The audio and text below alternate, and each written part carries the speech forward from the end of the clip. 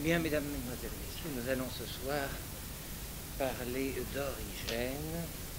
C'est un sujet très difficile, je ne cache pas. Un personnage difficilement accessible. Et l'autre jour, il y a 8 jours, on demandait ici si on pouvait aimer Monterland. Je ne sais pas si on peut aimer Origène. Les raisons sont différentes. Monterland est charmant, mais on ne peut pas toujours suivre son charme. Origène n'est pas, au sens où on l'entendait au XVIIe siècle, aimable. C'est, vous allez voir, un massif escarpé, ardu. Je vais vous en faire le tour. Je vous en montrerai les séductions, mais y serez-vous sensibles? J'espère quand même quelques-uns un petit peu parfois. Je ne peux pas dire que je flatte beaucoup mon sujet en commençant. Mais je dois dire qu'au sortir de Clément d'Alexandrie, qui était tout rayonnement et tout enthousiasme flamboyant, nous arrivons ici à quelque chose de plus, à quelqu'un de plus austère. Mais certains estiment plus profond, plus sûr. C'est de tous les illustres docteurs des premiers siècles le plus influent, vous verrez tout à l'heure, le plus méconnu aussi. Pourquoi? Eh bien, voyons tout de suite ce qui a occulté le rayonnement universel d'Origène, car Origène a connu la gloire de son vivant. C'était l'homme le plus célèbre de toute la chrétienté. On allait le consulter, le voir de tous les points du monde, ce qui existait alors. Après sa mort, il a encore été considéré comme un personnage, un phare, comme on dira plus tard. Et puis, il s'est éteint, et maintenant, c'est à peine un nom. Pourquoi cette éclipse? Eh bien, la première raison, toute simple, c'est que 50 ans après sa mort, la quasi-totalité de ses écrits furent détruits. Pas parce qu'ils étaient signés Origène, mais l'empereur Dioclétien, en 303, a fait brûler les livres sacrés. On a dévasté les bibliothèques, un holocauste de livres saints, toutes sortes. Et Origène parmi d'autres d'ailleurs.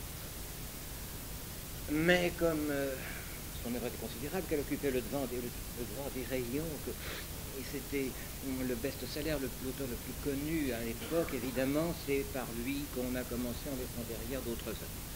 Mais on peut considérer que sur un total de 6000 titres, car on compte en gros 6000 titres différents d'Origène, on en a perdu les 9/10. Si nous connaissons une partie de l'œuvre et de la vie d'Origène, c'est grâce à un de ses disciples, ses successeurs, Eusèbe, le fameux Eusèbe, évêque de Césarée, qui lui a succédé longtemps après, enfin qui a été évêque longtemps après à Césarée où Origène avait enseigné. Origène n'a jamais été évêque, et qui nous a conservé une partie, une infime, de ses œuvres et des traditions le concernant. Un naufrage, un désastre. Et puis il y a une deuxième raison, car Origène n'est pas le seul, si j'ose dire, à bénéficier de cette destruction massive des livres de l'empereur iconoclaste Dioclétien. La deuxième raison, c'est que Origène a donné lieu de son vivant et après sa mort à de violentes disputes. On a 2 ou 3 mots qui surnagent dans notre mémoire, dans notre caractère obscur intellectuel à propos d'Origène, en particulier cette alliance de mots, la querelle origéniste, qui est un maquis plein de broussailles, épineuse, où je ne vous engagerai pas d'ailleurs, assurez-vous. Mais enfin, ces querelles ont existé, et j'évoquerai simplement les causes de ces querelles. De son vivant, il a été attaqué, vous verrez tout à l'heure pourquoi. Après sa mort, beaucoup plus encore, d'une manière violente, avec des polémistes de grand renom, puisque Saint Jérôme s'en est mêlé. Et avoir pour adversaire Saint Jérôme, quand on est vivant, c'est terrible. Quand on est mort, on ne peut plus se défendre, alors c'est une exécution. Deuxièmement, et comme ces querelles ont laissé sur son nom des suspicions, ses œuvres furent reléguées, comme d'autre part elles n'étaient pas très brillantes par leur talent littéraire.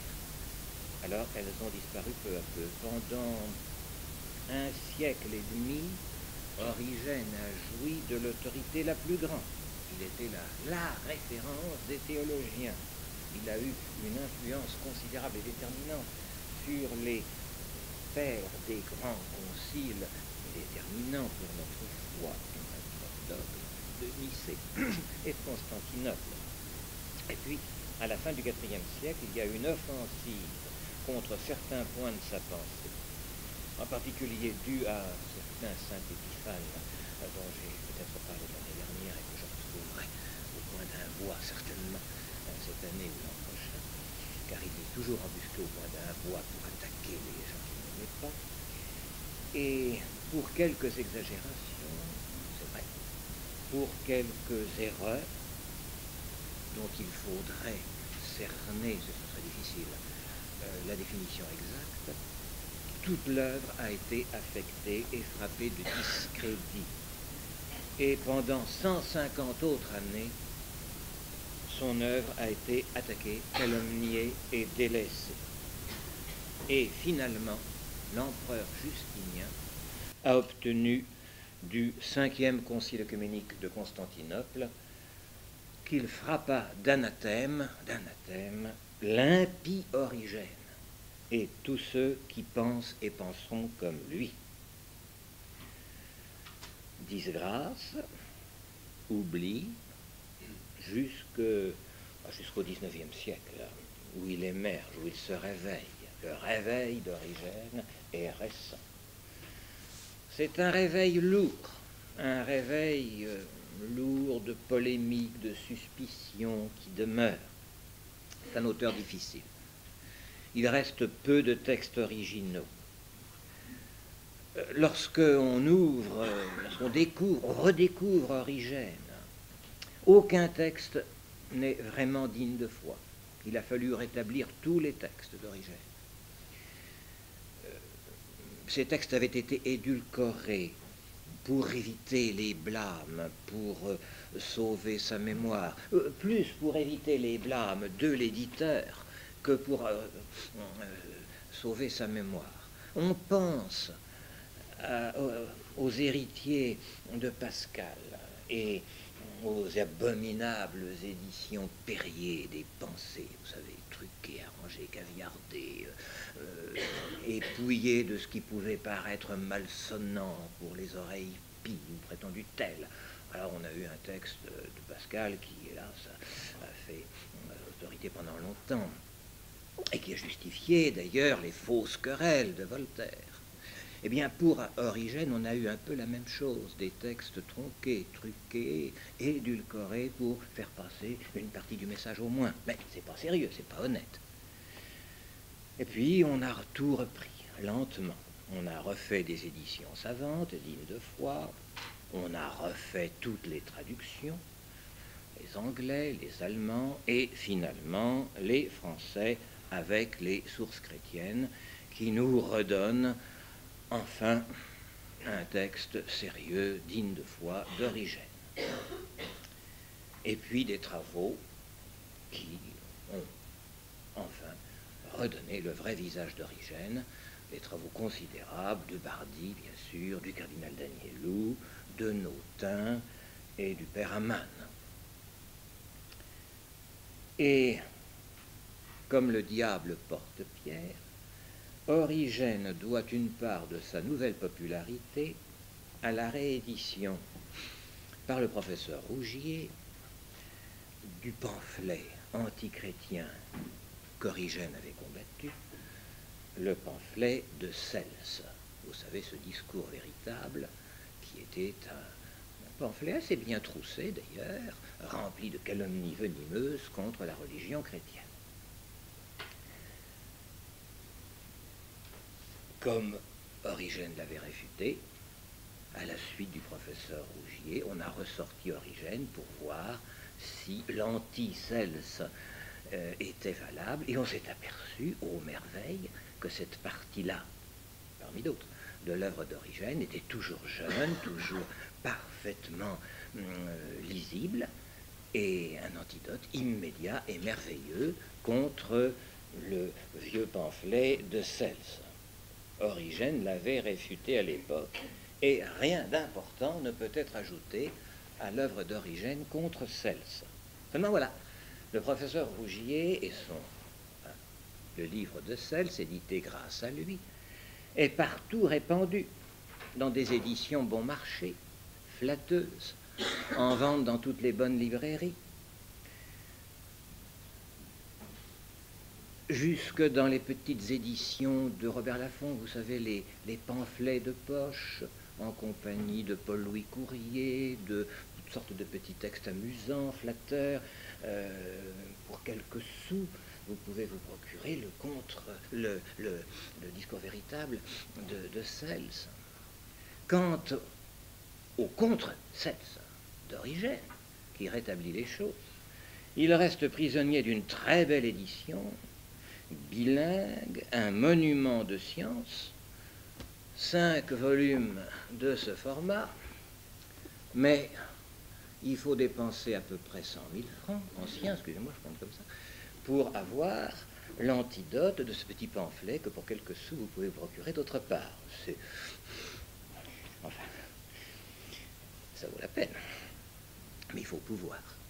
Et puis il faut reconnaître que rien que les 2 premiers livres du Contre-Cels se sont édités là, bien sûr qu'un grand luxe d'annotation, de notes, un appareil critique, une introduction. L'introduction occupe à elle toute seule le dernier tome de l'édition des sources chrétiennes, une petite introduction de 500 pages, qui est un monument de méthode scientifique, mais on a depuis longtemps lu et assimilé le discours véritable de Cels avant d'avoir pu acheter et pu venir à bout soir après soir, de la lecture d'Origène.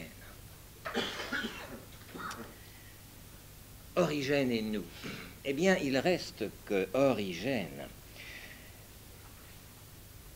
malgré cette opportunité qu'il doit à nos ennemis,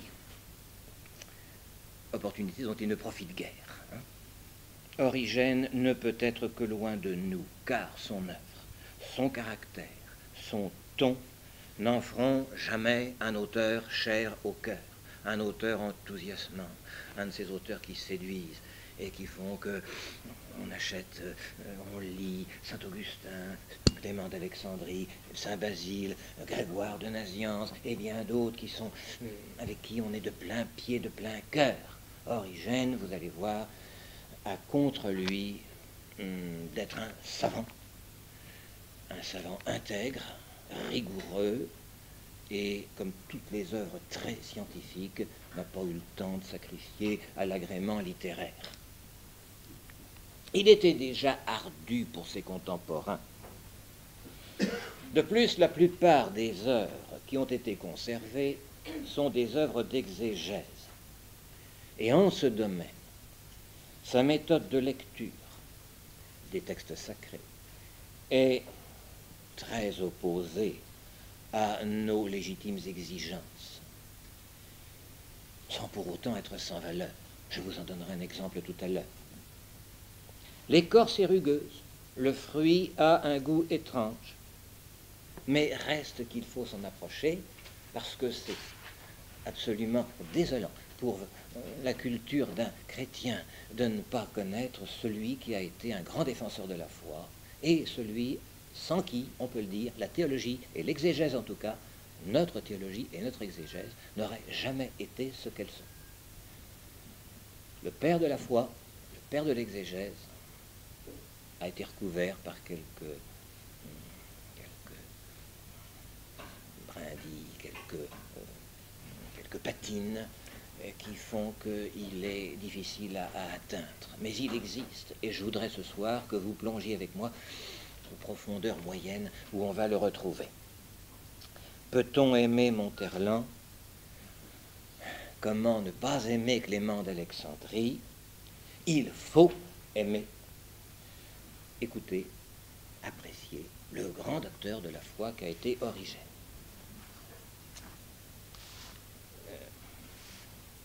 Qui fut Origène? On va essayer d'approcher déjà en le suivant dans son existence.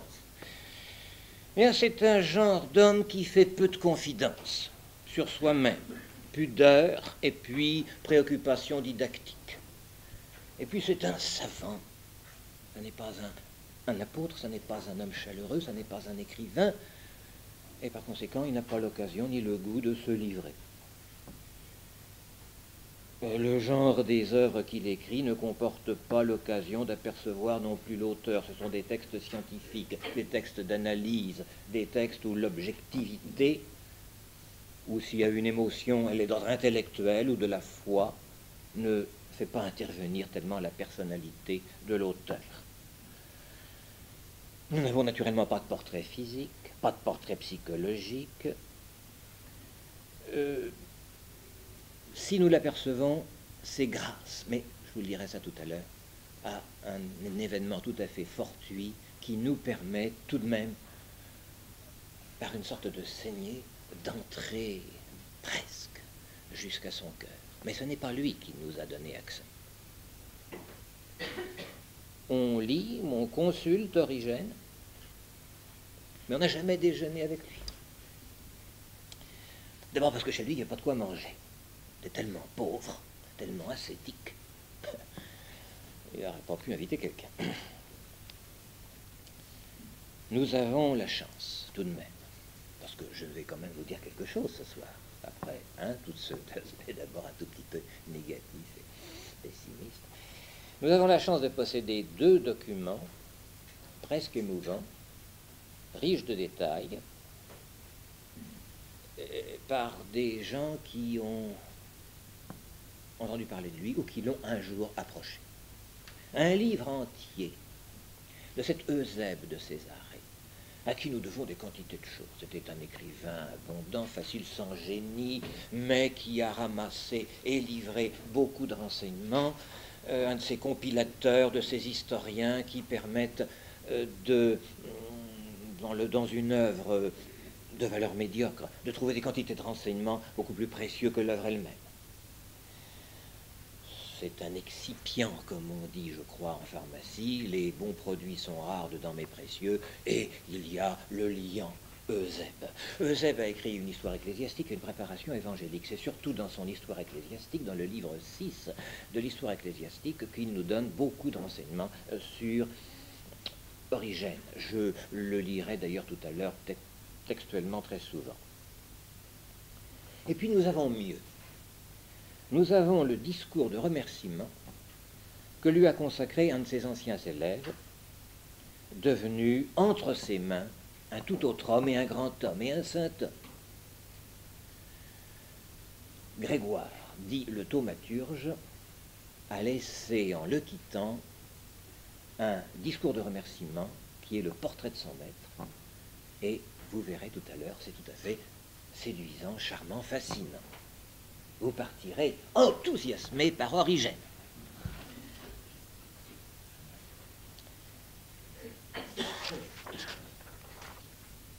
Quelques mots sur son enfance et sa jeunesse, jusqu'à 17 ans. Il est né à Alexandrie, en l'an 185. C'était le fils aîné d'un monsieur très bien, qui s'appelait Léonidas, ça me rappelle quelque chose, qui était un bourgeois fortuné, cultivé d'Alexandrie, un membre actif de la communauté chrétienne. L'ascendance d'Origène est donc grecque par son père, c'est évident quand on s'appelle Léonidas et qu'on habite l'Alexandrie hellénistique. Mais d'autre part, son nom révèle bien aussi sa patrie, car Origène, ça veut bien dire le fils d'Horus. Vraiment, c'est un nom assez commun en Égypte, mais vous voyez, il porte bien la marque du pays. Léonidas avait mis au monde 7 garçons. On ne parle pas des filles, il ne semble pas qu'il y en ait eu. Heureuse famille qui avait eu 7 garçons.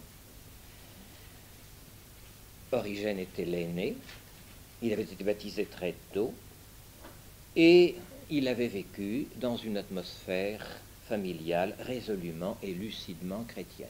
Attention, nous sommes en 185, par conséquent, il est relativement rare qu'un chrétien, à ce moment-là, naisse dans une famille chrétienne. Généralement, les conversions sont le fait, comme le nom l'indique, de réflexions, de rencontres, d'une conversion au christianisme. Mais les chrétiens d'origine, nés, baptisés très tôt, dans un milieu intensément et foncièrement chrétien, sont rares. Ça a été la chance d'Origène. Il a reçu l'instruction profane que l'on recevait dans son milieu, et à Alexandrie, qui était la capitale intellectuelle du monde hellénistique, grammairien, pédagogue, rhéteur. Il a été formé par son père à chrétienne, par son père lui-même. C'était un enfant très doué, nous dirions maintenant surdoué. C'est ce que dit Origène avait jeté de solides fondements dans les sciences de la foi en s'exerçant dès son enfance aux Saintes Écritures. Il s'y était appliqué laborieusement et d'une façon peu ordinaire, car son père, non content de lui faire parcourir le cycle des études ordinaires, n'avait pas tenu pour un souci secondaire de l'initier aux Écritures. C'est un signe un petit peu lourd, un petit peu tarabiscoté, sans poulet, c'est Eusèbe, mais on dit, on a des choses intéressantes. Avant même de l'intéresser aux disciplines helléniques, il avait voulu en priorité l'exercer aux études sacrées. Chaque jour, il exigeait de lui des récitations, il prenait par cœur les Saintes Écritures, et des comptes rendus de lecture sacrée. Tout cela ne paraissait pas désagréable au jeune Origène, bien au contraire. Il y travaillait avec un zèle excessif. Connaître le sens premier et obvi des Écritures ne le satisfaisait pas. Il y cherchait déjà, dès ce moment-là, quelque chose de plus, décidé à voir et à découvrir quelque chose de plus profond. Il mettait ainsi son père dans l'embarras, requérant de lui qu'il lui indique le dessein de l'Écriture divinement inspirée. Extérieurement, son père faisait mine de le réprimander, lui conseillant de ne rien rechercher qui fût au-dessus de son âge ou qui dépassât le sens évident. Mais au fond de lui-même, il en était très content, remercier Dieu, la cause de tous les biens, d'avoir daigné faire de lui le père d'un tel enfant. Quand celui-ci dormait, et cette histoire fait partie de la légende dorée de Saprissa un jour, quand celui-ci dormait, son père, dit-on, s'arrêtait souvent près de lui, découvrait sa poitrine comme si un esprit divin l'habitait intimement et l'embrassait avec respect. Bref, il s'estimait heureux de la belle postérité qu'il avait. Un père heureux. Voilà, avec quelques autres traits analogues, ce que l'on rapporte sur l'enfance d'Origène.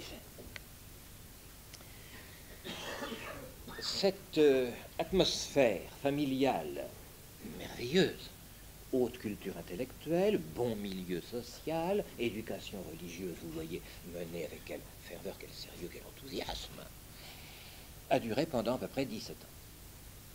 Mais nous arrivons au règne de Septime Sévère, et l'empereur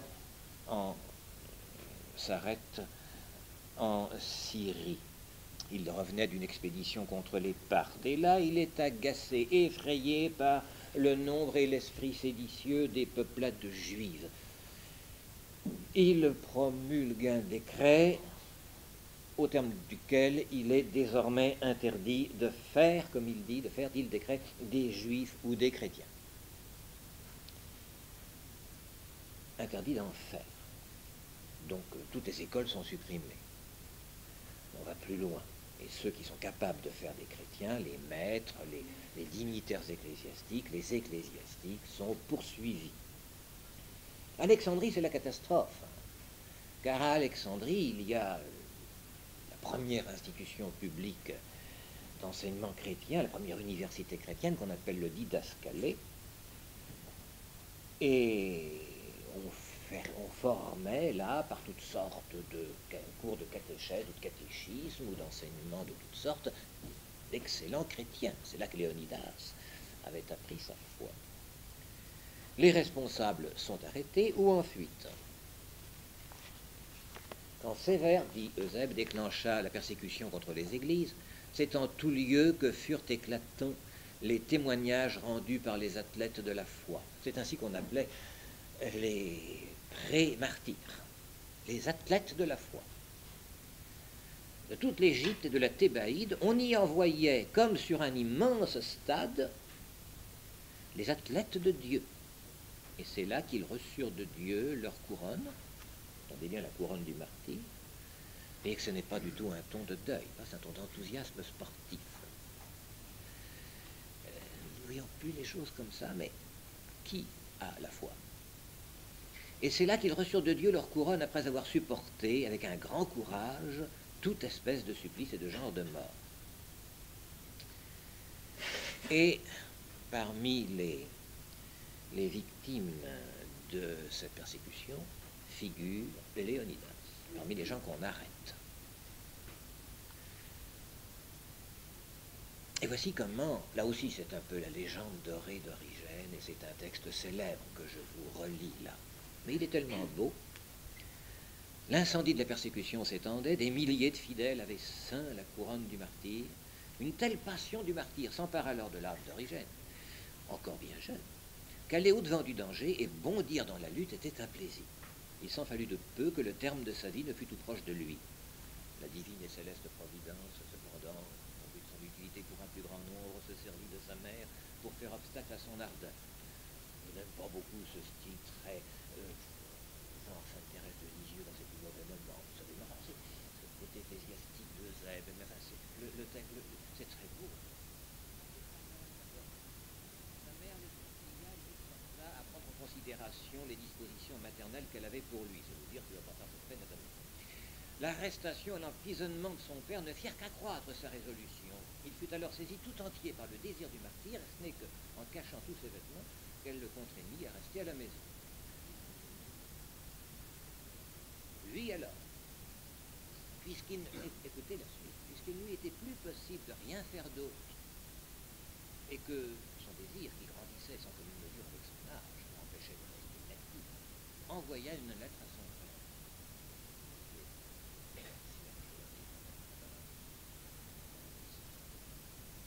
Ce n'était d'un bout à l'autre, de la lettre d'Origène, fils Léonidas, qu'une exhortation de martyr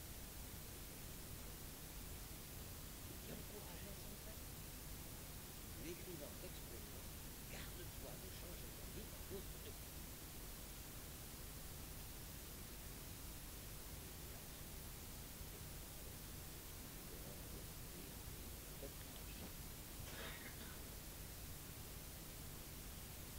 Si bien que Origène resta seul avec sa mère et 6 frères jeunes à 17 ans, sans le fruit, soutien de famille, dans les années 203-204.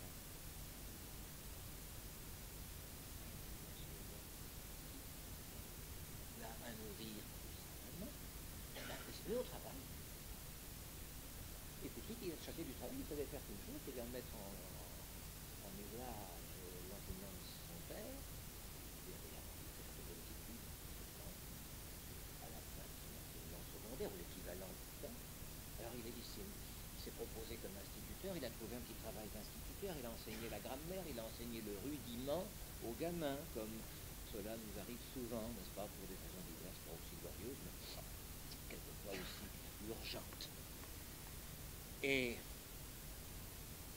la fortune de son père ayant été confisquée, comme la loi le prévoyait pour tous les condamnés à mort, par les agents du trésor impérial, il se trouva avec les siens dans le besoin choses nécessaires pour vivre. Alors, comme il avait été initié par son père aux enseignements des Grecs, quand celui-ci eut disparu, dit toujours Osef, il se livra tout entier et ardemment à l'exercice des belles lettres, et il acquit très vite après la mort de son père une préparation suffisante dans les connaissances grammaticales, si bien qu'en continuant à y progresser, il put faire face, et d'une manière plus que suffisante pour son âge, aux nécessités financières. Mais la maison a été confisquée, si bien que la famille est dispersée. Nous ne savons pas, bien sûr, ce qu'est devenu Madame Léonidas et les six petits frères. Pour Joseph qui parle d'Origène, le grand.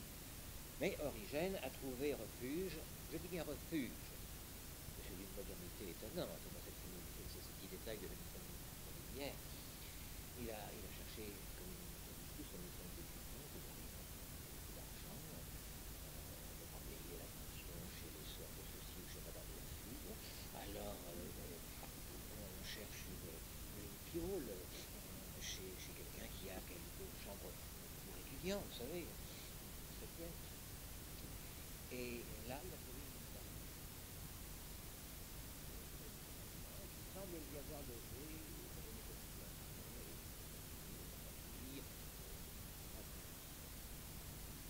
et il a ainsi continué. Mais, troisième anecdote typique du caractère d'Origène, c'est un garçon qui a pour nous cela, travailler tout de suite pour s'occuper de ses frères, c'est très bien. Mais il trouve chez cette dame, je donne la parole à vous, il trouve un accueil des tranquillités auprès d'une femme très riche et très prince.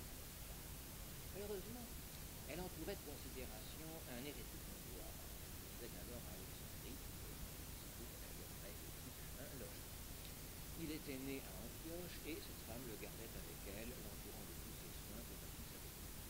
Mais Origène, qui par la force des choses se trouvait dans l'obligation de cohabiter avec lui donna dès ce moment une preuve éclatante de son orthodoxie dans la foi, parce qu'il était disert, une foule importante s'assemblait autour de Paul. Paul, c'est l'hérétique qui était logé chez cette dame. Il y avait là non seulement des hérétiques, mais des fidèles de chez nous qui venaient écouter ce jeune homme éloquent. Origène, lui, refusa toujours de s'unir à lui pour prier. Intercommunion avec les hérétiques, il ne connaît pas. Il aura dès son enfance conservé la règle de l'Église et éprouvé de l'horreur, c'est le mot que lui-même emploiera pour les doctrines hérétiques. Bon, il a 17 ans, c'est un gamin, il est dans une situation difficile, et il a déjà un jugement dont son père peut être fier.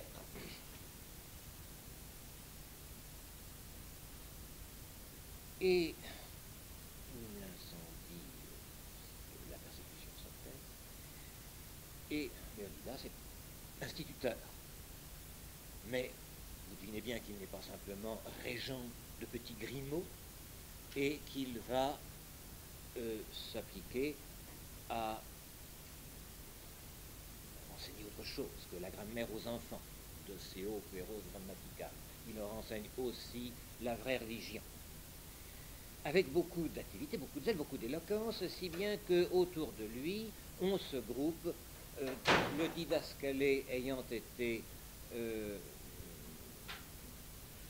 dispersé, on se groupe pour écouter la bonne parole.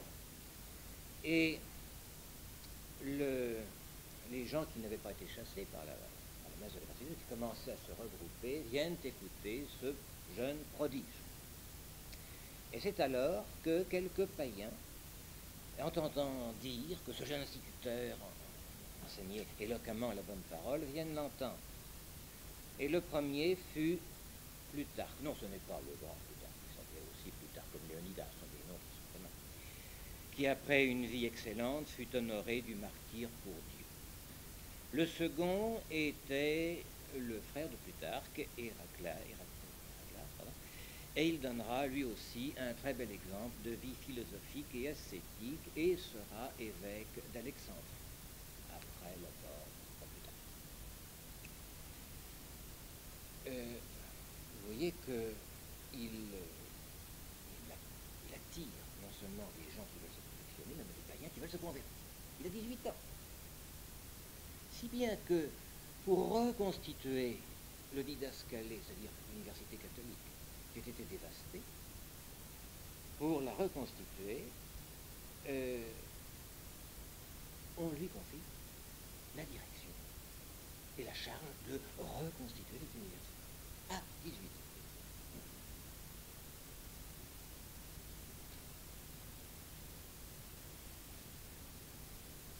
Ce n'était qu'une trêve. Un nouveau préfet est nommé à Alexandrie, un certain Aquila, qui recommence à sévir et remet en demeure des décrets de persécution.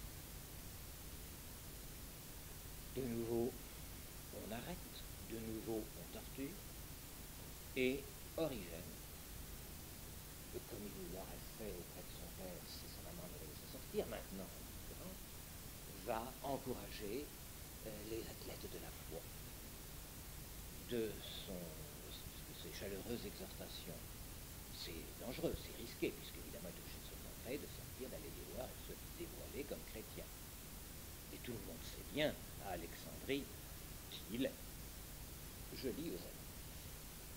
Lors des persécutions qui eurent lieu sous Aquila, gouverneur d'Alexandrie et d'Égypte, son nom devint célèbre chez tous ceux que stimulait la foi à cause de l'accueil et du zèle qu'il montrait à l'égard de tous les martyrs connus ou inconnus.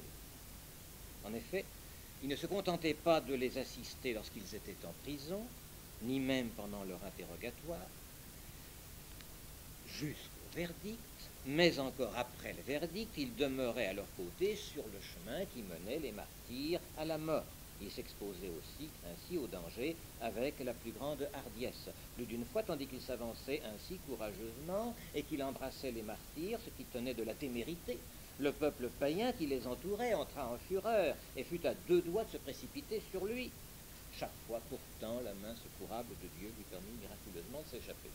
Cette même faveur divine et céleste le protégea en mille et mille circonstances. Il est absolument impossible de dire combien de fois il fut ainsi protégé, alors qu'il s'exposait à toutes les embûches, avec son ardeur, sa hardiesse excessive, en faveur de la doctrine du Christ. La lutte menée contre lui par les incroyants était telle qu'il se massait devant sa maison et y plaçait des soldats, à cause du grand nombre de ceux qui venaient recevoir son enseignement sur la foi sacrée. C'est un véritable défi quotidien. De jour en jour, la persécution contre lui s'enflammait davantage. La ville ne pouvait plus le contenir et il passait de maison en maison, chassé de partout à cause de la foule de ceux qui faisaient accéder à la doctrine chrétienne. Il se cachait pour échapper à la persécution, mais comme tous ses disciples le suivaient de maison en maison, il est évident que cette clandestinité paraît assez relative. On disait de lui: telle est sa parole, telle est sa conduite, telle est sa conduite, telle est sa parole, et il le montrait bien. Parole. Par là surtout, par la puissance de Dieu qu'il soulevait, il attirait à lui des milliers de gens.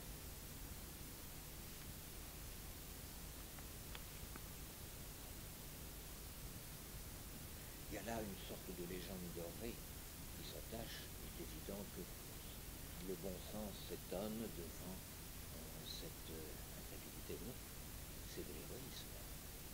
Quand on écrit à son père ce qu'il lui a écrit, il est normal qu'on fasse autant à sa manière. Mais cette impunité, cette protection divine, on ne peut pas l'expliquer. Et la popularité qu'il a acquise dans ces circonstances est telle que ce nouveau maître du didascalé,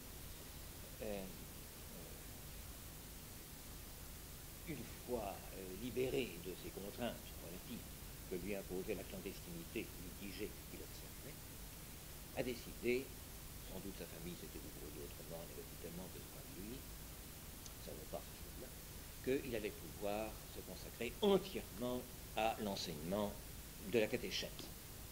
C'est pour cela qu'il était fait, c'était évident. C'est un clivage définitif. Il aurait pu revenir à ses études, il aurait pu faire autre chose, il se tourne définitivement vers l'enseignement religieux. Jour et nuit, il s'y consacre dans une pauvreté évangélique.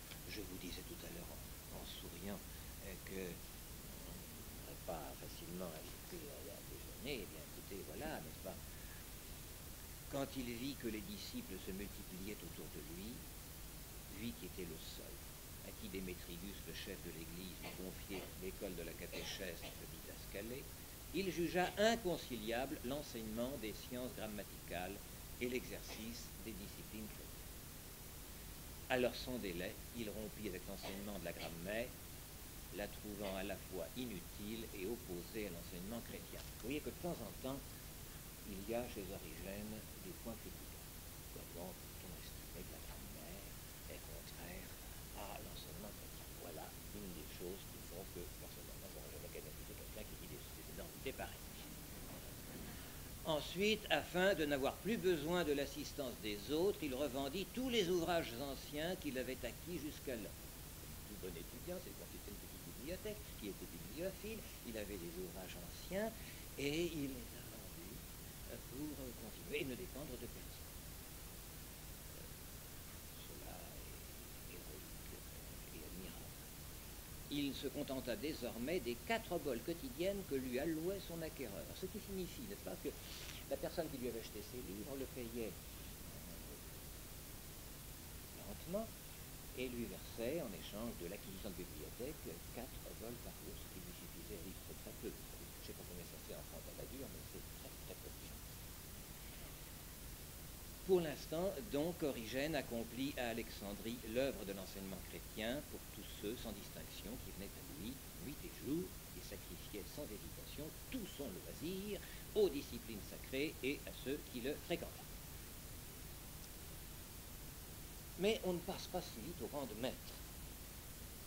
Regardez la carrière qu'il a parcourue jusque-là.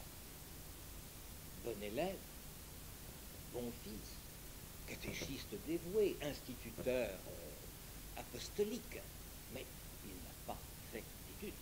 Et de là, quand se présentent devant lui des gens d'âge, des gens de qualité, des gens avancés dans les sciences humaines et philosophiques, et qui lui demandent un enseignement, il faut rendre compte qu'il n'est pas de temps. Alors très exactement, très logiquement et très humblement, il fait ça va citer, nous dirions maintenant, il s'est mis à l'étude des grands maîtres de la philosophie pour acquérir bien vite ce qui lui manquait, tout en continuant d'ailleurs à assurer son apostolat. Donc nous dit l'étudiant auprès d'un grand maître néoplatonicien qui enseignait à ce moment-là à Alexandrie, qui s'appelait Ammonius Saccas, et en même temps catéchète. Et nous avons sur lui le témoignage d'un de ses camarades étudiants, qui sera plus tard à son tour célèbre, mais qui restera dans le paganisme, et qui, c'est Porphyre, et Porphyre dira plus tard, mais Origène, j'ai été en classe avec lui, je me rappelle très bien, souvenir d'enfance, camaraderie, de Porphyre. Moi aussi, dit-il, j'ai rencontré dans ma jeunesse cet Origène. Sa réputation était grande. Sa célébrité l'est encore aujourd'hui à cause des écrits qu'il a laissés. Sa gloire s'est grandement répandue chez les chrétiens. Il fut en effet auditeur d'Ammonius, et il acquit de son maître compétence et habileté. Origène était grec, élevé dans les études grecques, et il est allé échouer sur l'audace barbare. En s'y portant, il a trafiqué de soi-même et de ses capacités pour les études. Dans sa conduite, il a vécu en chrétien, contrairement à nos lois. Mais en ce qui concerne la réflexion sur les choses et sur Dieu, il a hellénisé. Il n'a fait que transporter les opinions des Grecs dans des fables étrangères. Vous entendez par là qu'il a fait des synthèses entre la philosophie des Grecs, qui était celle qu'il apprenait, et la nouvelle religion. Il vivait toujours avec Platon. Il fréquentait les écrits de Numénius, de Cronius, d'Apollophane, de Longin, de Moderatus, de Nicomaque, de grands écrivains, et des hommes célèbres parmi les pythagoriciens. Il utilisait aussi les livres du stoïcien Chérémon et de Cornutus. Il apprit là, auprès d'eux, l'interprétation allégorique des mystères grecs qu'il appliqua ensuite aux écritures juives. Ce point est très important pour expliquer son exégèse. Origène a inauguré un genre de vie rigoureusement conforme à la lettre, aux préceptes et aux conseils de l'Évangile. Et c'est à son imitation que plus tard, beaucoup plus tard, les moines des siècles suivants adopteront un tel mode de vie. Pas moine, mais oyez plutôt. Pendant de très nombreuses années, il adopta la manière de vivre que voici. Il retranchait tout ce qui pouvait nourrir en lui des passions de jeunesse.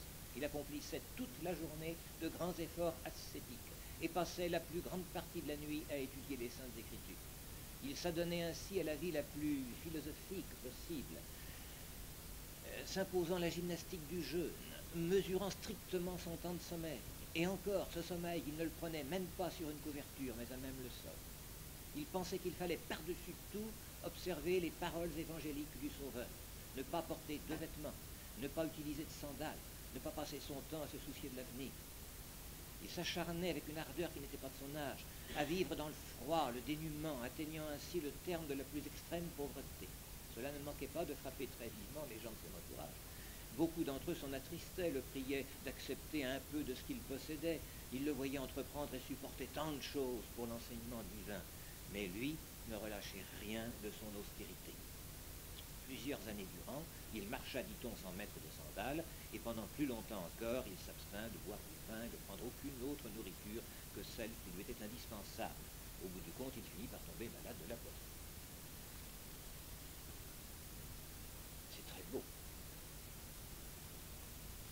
C'est très beau. Mais vous voyez, il y a dans le texte que je viens de vous lire, le Z, et peut-être dans le fond de votre esprit, l'idée que, au fond, il y a deux moyens d'accéder à ce dénouement héroïque. Il y a l'amour du Christ sur la croix, celui des grands mystiques, celui des moines. Et puis, et ceci n'est pas une malice de ma part, vous allez voir pourquoi je vous dis ça. Il y a aussi la conformité un peu, oserais-je dire, un petit peu naïve, d'un très grand intellectuel qui voit écrit qu'il faut ne pas avoir des vêtements, qu'il faut marcher pieds nus, qu'il ne faut pas. Et qui dit, qu'elle fait ne se pose pas de questions, c'est écrit, on le fait, sans savoir si c'est écrit d'une manière symbolique, si c'est une indication, si c'est une... C'est l'exécution pure et simple du commandement écrit sans faire la distinction entre les commandements et les conseils. Et vous trouvez peut-être que je suis bien sévère et que je suis bien difficile. Attendez la suite, vous allez voir pourquoi je me permets de dire qu'il y a peut-être là un peu de naïveté chez un intellectuel d'une immense bonne volonté. Je suis obligé de vous lire la suite et je ne peux mieux faire que d'utiliser le texte du pudique Eusèbe. Non, pardon, mais c'est historique. Comme Origène accomplissait l'œuvre de la catéchèse à Alexandrie, il accomplit une action qui est une preuve incontestable d'inexpérience et de juvénilité, mais aussi de foi et de tempérance. Entendez par là de maîtrise de ses passions. Les paroles, il y a des eunuques qui se sont châtrés eux-mêmes à cause du royaume des cieux. Il les entendit d'une manière toute simple et toute juvénile. Il le fit peut-être pour appliquer strictement la parole du Sauveur. Peut-être aussi parce que, jeune encore, il avait à parler de Dieu non seulement à des hommes mais aussi à des femmes. Désireux d'ôter aux infidèles tout prétexte à honteuse calomnie, il se sentit sans doute poussé à réaliser concrètement la parole du Sauveur. Il eut soin toutefois que son action demeura ignorée de la plupart des disciples qui l'entouraient.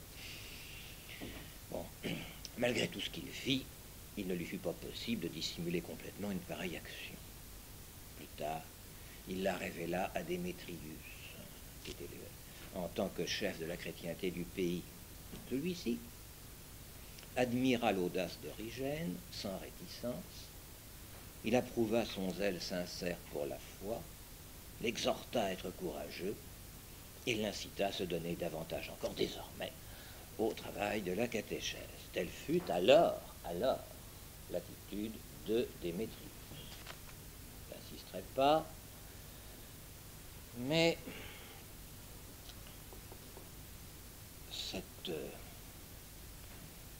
prise à la lettre d'un texte qui est évidemment un texte métaphorique, le mot n'était pas très exact dans le texte sacré, laisse entendre que pour un maître, pour un exégète, c'est naïf, pour rester poli, cet intellectuel manque un tout petit peu du sens des réalités et du vrai cheminement du surnaturel dans les voies naturelles. Et si j'ose dire, un tel raccourci est un sens interdit. Et voilà comment on ne devient jamais un saint. Ce jour-là, il a perdu aussi son auréole.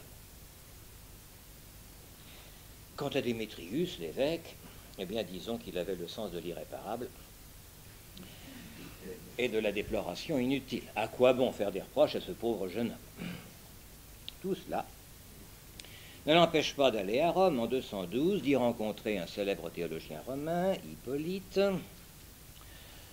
Eusèbe nous le dit, il rentre à Alexandrie et il organise, suivant un mode tout à fait moderne, l'enseignement, le plan d'études de son didascalé. Vous allez voir, c'est un plan d'études tout à fait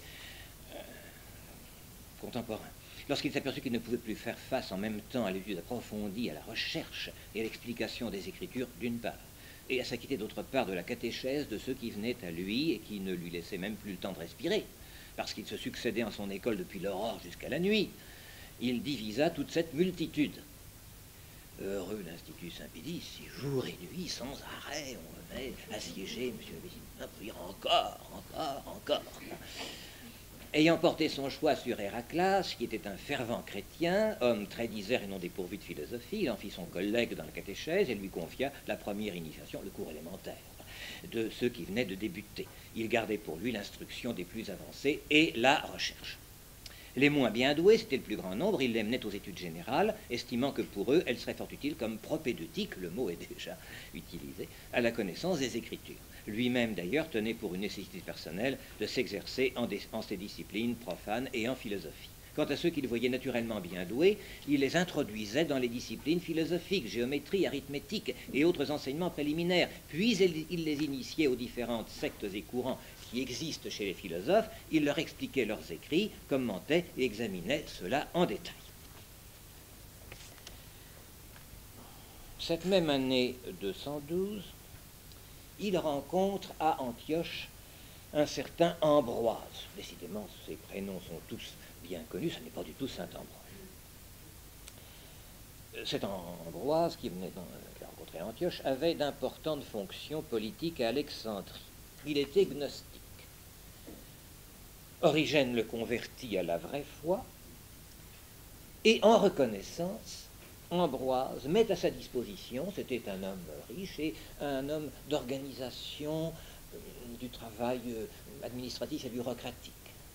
Alors il a fait profiter Origène de ces organigrammes et de cette bureautique qu'il pratiquait dans les établissements publics. Il a mis à sa disposition un secrétariat important à faire rêver non seulement l'abbé Simoulin, mais un PDG de société multinationale. 7 secrétaires à la disposition du maître, des tachygraphes, c'est-à-dire des sténographes. Nous sommes presque à l'enregistrement. Mais, en échange, cet Ambroise, qui est doué d'un appétit intellectuel insatiable, le force à travailler à un rythme terrible. Même Origène, qui je pense ne vous a pas paru jusqu'ici particulièrement oisif, flâneur et amateur de loisirs, Origène va s'essouffler. Voici ce que dit Eusèbe.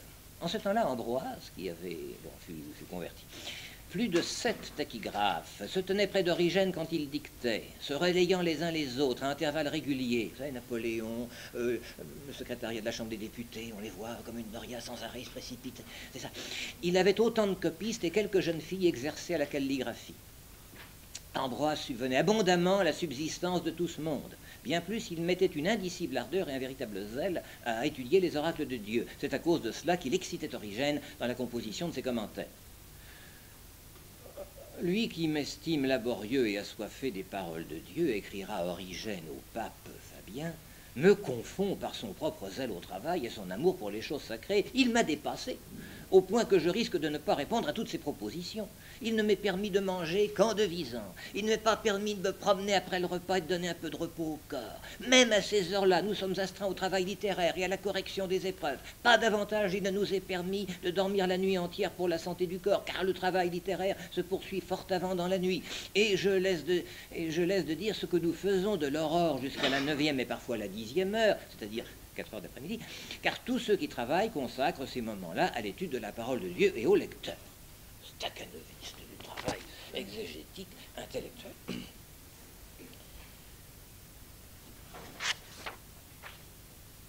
Ici se place une très grande date dans l'histoire du christianisme, 212. Origène commence l'établissement, pour la première fois, d'un texte authentique de la Bible. On avait des versions, on avait les textes, mais qu'est-ce que ça valait exactement? Le texte était-il rigoureusement conforme à l'original? Notre hantise, n'est-ce pas? À nous qui étudions les textes profanes ou sacrés, est-ce le vrai texte? Eh bien, Origène est le premier, non seulement à en avoir eu l'inquiétude, mais à réaliser la première édition critique avec l'établissement, le premier exercice, si vous voulez, de critique textuelle à volonté scientifique. C'est un travail énorme qui va durer 30 ans. Il le commence à ce moment-là. Le principe est très simple, mais la réalisation considérable, surtout si on tient compte des éditions de l'édition de l'époque et de la reproduction, qui d'ailleurs n'a pas eu lieu. C'était un exemplaire unique, un monument qui a bêtement disparu, comme je vous disais tout à l'heure.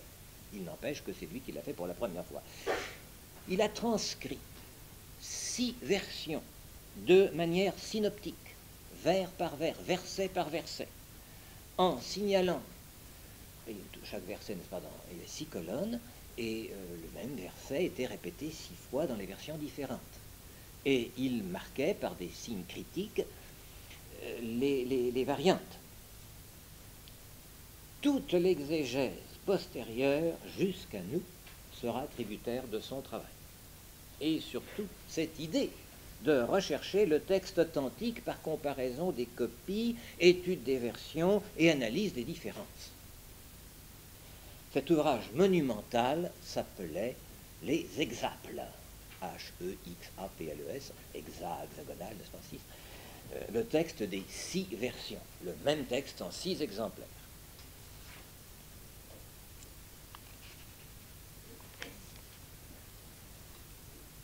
Il s'est procuré des traductions lointaines, il est allé les chercher, il les a fait venir, il les a copiées, il les a étudiées, colligées. C'est un travail considérable et qui, surtout, si vous voulez, dénote un souci de ne pas commenter un texte douteux et de savoir exactement d'abord ce qu'a dit le Seigneur, ce qu'a dit Dieu, l'écriture inspirée, et ensuite ce qu'on en peut dire à coup sûr.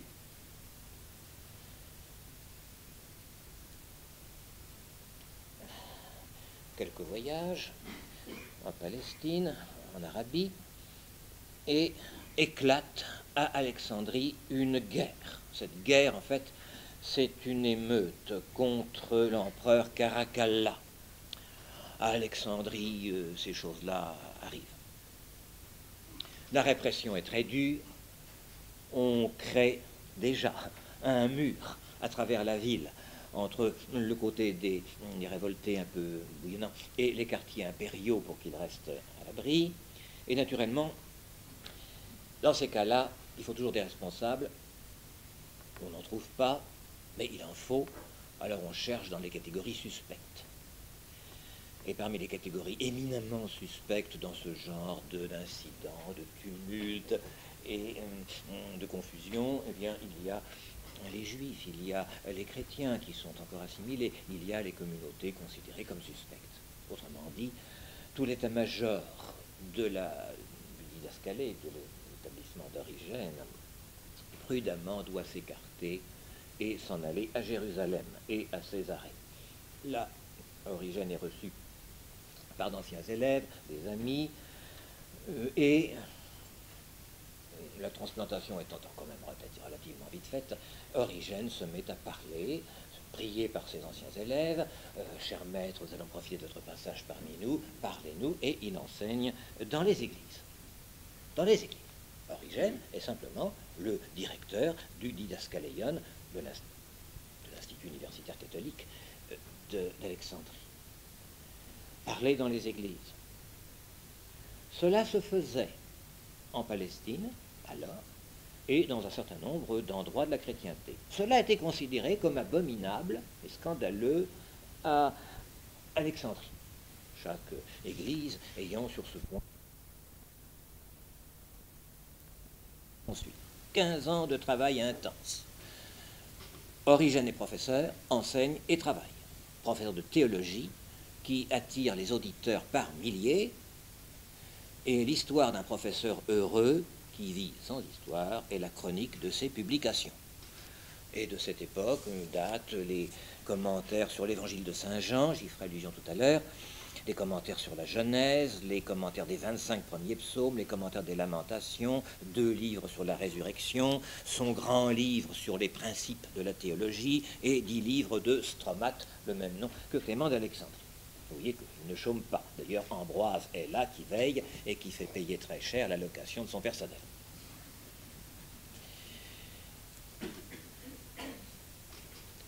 Une audience flatteuse qui, pour un professeur, fait toujours plaisir. L'impératrice mère, Julia Mammea, qui se piquait de curiosité spirituelle, voulant connaître les choses et les gens, n'ayant pas fait son choix, mais désirant se renseigner, fait venir successivement auprès d'elle les représentants de toutes les tendances religieuses de l'Empire, et fait venir, parce que c'est considéré comme le plus éminent, le porte-parole des chrétiens, c'est-à-dire Origène, qui vient à Antioche et a une audience. Et tout d'un coup, la tempête. La tempête se déclenche de nouveau. Le mot est de lui, la tempête d'Alexandrie. Première raison, Démétrius, l'évêque, c'est humain. C'est ce que dit Eusèbe, qui est évêque lui-même et qui sait de quoi il parle. Voyant Origène réussir et devenir un homme connu, illustre et célèbre à travers le monde entier, Démétrius éprouva à son endroit des sentiments humains. L'occasion de cet orage, c'est un voyage en Grèce. Et pour aller en Grèce, il fait une escale à Césarée. Il peut déjà aller. Hélas, il aurait mieux valu que la tempête le détournât de cette escale. Car ses amis, ses disciples, ses admirateurs, les évêques de Palestine, heureux de voir passer parmi eux le grand Origène, lui proposent, et lui, toujours naïf, accepte l'ordination sacerdotale. Il en était digne, oui, bien sûr. Mais au cantique de la cérémonie d'ordination a répondu à l'autre bout de la Méditerranée le long hurlement d'indignation d'évêque d'Alexandrie. C'était son directeur d'école, après tout. Il y avait eu des rapports difficiles, mais enfin quand même, c'était à lui, cet homme-là. Et voilà que là-bas, les autres, les collègues, le nomment, l'ordonnent prêtre. Et alors ça a été affreux. Affreux. Et vous comprenez bien pourquoi. Parce que pour récupérer son directeur, Démétrius va se servir, non pas de raisons qui nous trottent quelquefois aux oreilles par le temps qui court, puis-je dire ça sans vous choquer, Mais Démétrius va s'appuyer, si j'ose dire, sur le geste imprudent et fatal qui avait mutilé Origène. Et si j'ose dire encore, il va mettre ça au grand jour. Il y avait une autre raison qui aurait pu suffire, c'est que, en effet, bien que laïque, Origène relevait de l'église d'Alexandrie. Mais c'est surtout le reste qu'on a signalé. Vous pensez, le scandale, le scoop, l'abbé qui... notre siècle n'a rien inventé. Et la vilainie, et le sordide, et l'odieux, et le dégoûtant de cette révélation, j'allais dire cette exhibition, c'est pas possible, qui a eu lieu à ce moment-là, ça a été... Et ça, c'est l'évêque d'Alexandrie, vous voyez, qui a fait ça. Bon. Alors, de toutes parts, d'un seul coup, surgissent des objections longtemps cachées, des jalousies, des suspicions fétides qui étaient cachées jusque-là. Origène était le grand homme, personne n'osait dire quelque chose contre son prestige, sa science, il avait la réplique, il avait la science, personne n'osait rien dire, et pour parler vulgairement, si vous me le permettez encore une fois, tout le monde s'écrasait devant le grand homme, même si quelquefois on était un peu surpris de ce qu'il disait ou pas tout à fait d'accord. Ça fermentait à la première blessure. Les petits se redressent. Il y a certes des imprudences en enseignement d'Origène, des hypothèses. Je vous ai dit tout à l'heure que Origène s'était conservé le cours supérieur de théologie, mais en même temps, les choses ne sont pas à ce moment-là aussi bien séparées que de nos jours. D'ailleurs, le sont-elles tellement encore de nos jours. Il y avait pour ce savant, cet intellectuel, la nécessité de chercher des explications, des systèmes, de faire de ce que nous appelons de la recherche. Or, la recherche suppose toujours un certain risque. Le chercheur a droit au risque, mais pas l'enseignant. Or, Origène était à la fois enseignant et chercheur. Alors, évidemment, il faisait part très prudemment, mais rendez-vous compte du rythme de travail auquel il était soumis. C'était tous les jours qu'il fallait faire face aux exigences d'Ambroise et à un public insatiable. Alors, on suggère, on explique. Quand on fait le cours ou quand on explique les choses, on peut dire, on pourrait peut-être aller par là, mais les élèves prennent des notes. Et les notes, sur les notes, il n'y a jamais les bémols, les points d'interrogation et les précautions que prend un professeur. On prend des notes. Et après, naturellement, on va porter les notes à d'autres. Et qui sont ou bienveillants ou malveillants. Et qui disent, voilà l'enseignement qui est donné. Nous sommes encore empoisonnés dans tous les milieux par ce genre de procédé. Origène en a été victime. Ça a été une des premières, ce ne sera pas la dernière. Hypothèse mal formulée, mal comprise, mal transmise, nous ne savons pas, car tout cela, hélas, a disparu. Origène se défend âprement. Et je voulais vous lire à ce sujet cet extraordinaire prologue du commentaire du 5e livre de Saint Jean. Vous allez voir, c'est pas très bien écrit. C'est fait par des tachygraphes. Voilà le drame d'Origène aussi, n'est-ce pas? Jamais il n'a relu une de ses œuvres. Imaginez. Il dictait. Et on prenait au vol. Il ne permettait pas toujours, mais... Alors, voilà. C'est une plainte à Ambroise. Puisque tu ne te contentes pas d'assumer en notre présence la charge de contremaître de Dieu envers nous, contremaître de Dieu, c'est-à-dire celui qui s'est chargé du secrétariat, et que tu prétends que même absent, nous te consacrions la plus grande partie de notre temps à toi et au travail qui t'est destiné, et une petite plainte, je pourrais, quant à moi, esquiver cette peine et éviter le danger que courent par la volonté de Dieu ceux qui s'adonnent à la composition d'ouvrages de théologie.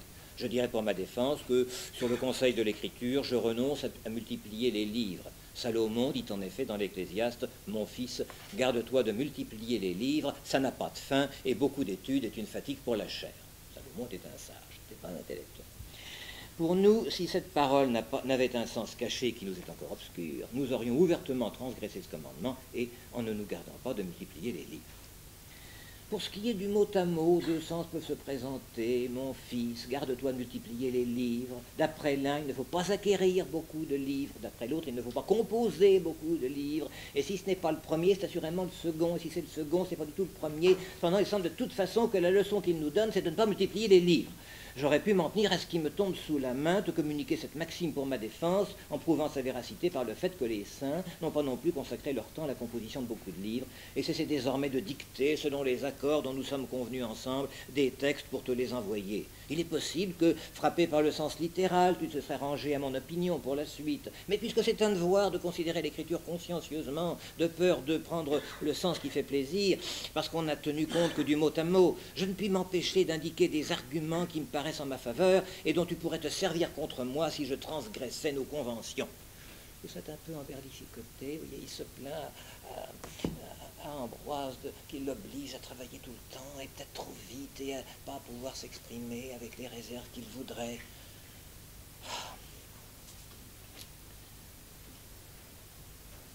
Il est finalement dénoncé,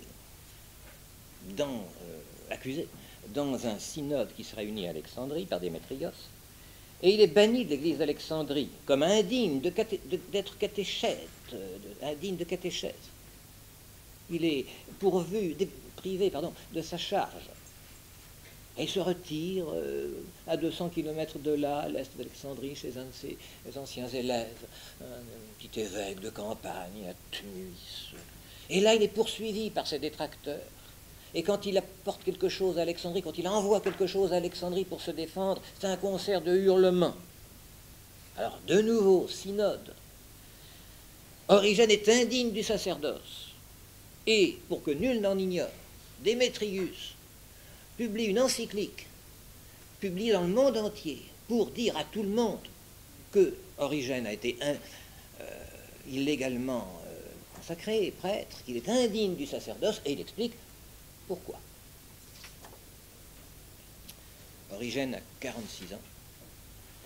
Il est frappé d'un coup terrible. Toute sa vie, toute son œuvre, tout s'écroule. Et il fait, si je peux dire, pourquoi ne le dirais-je pas, c'est le mot propre, il fait de la dépression nerveuse. Il fait de la dépression nerveuse.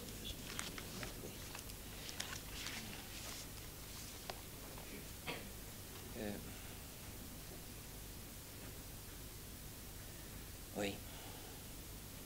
Cette nouvelle lettre est le coup le plus cruel que me porte mon ennemi. Il a déchaîné contre moi tous les vents mauvais de l'Égypte. Décidément, ce peuple d'Égypte est fait pour un éternel esclavage. La tentation toute humaine du prophète Jérémie, nous risquons-nous aussi de la connaître souvent. Quand l'un d'entre nous souffre pour la science, quand il a la conviction d'être maltraité pour sa doctrine, que de fois il lui arrive de dire « Je m'en vais, qu'ai-je à faire ici ? À moi, tous ces tracas me viennent de mes fonctions, parce que j'enseigne, parce que je laisse ma doctrine aller son chemin. Pourquoi ne pas me retirer plutôt dans le désert et dans le calme ?» Oui, vraiment découragé. Alors, il s'en va retrouver une hospitalité chez des amis qui lui redonnent le goût du travail. À Jérusalem, à Césarée, et Origène rebondit sur ses livres. Maintenant que la multitude des traits enflammés lancés contre nous ont été éteints par Dieu et que notre âme, habituée aux malheurs qui arrivent à cause de la parole de Dieu, a appris à supporter plus paisiblement les embûches qu'on nous a tendues, maintenant que nous avons retrouvé un ciel plus serein, nous ne voulons plus tarder à reprendre notre travail. Et nous prions Dieu que nul accident ne vienne plus en interrompre le cours et en briser l'enchaînement. Et puis, à ce moment-là, les deux grands événements de sa vie. Il aurait été dommage qu'il s'arrêtât, car voici deux épisodes tout à fait importants de son existence. La rencontre à l'origine fortuite de Grégoire le thaumaturge, de celui qui sera plus tard le thaumaturge, mais déjà occupons-nous de Grégoire. Grégoire est un bon jeune homme qui habite en Cappadoce, mineur sur les rives de la mer Noire, et qui se destine à la carrière de juriste. Quoi de plus louable? Il se lance dans des études de droit, il réussit, et il épuise toutes les ressources de sa province en matière de sciences juridiques. Comme il réussit bien, qu'il a de l'ambition, il veut fréquenter des universités d'un niveau plus élevé, et il choisit, toujours sur le même continent, Beyrouth, qui à ce moment-là est déjà une université importante.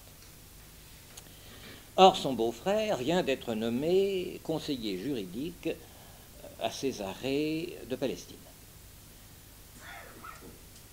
Son beau-frère, naturellement, demande à sa femme, qui est la sœur de Grégoire, de venir le rejoindre, et c'est d'un modernisme étonnant, le pays n'est pas très sûr, et pour assurer la sécurité des voyageurs dans un pays où il y a des remous et des brigands, le gouvernement assure une escorte militaire aux personnages importants.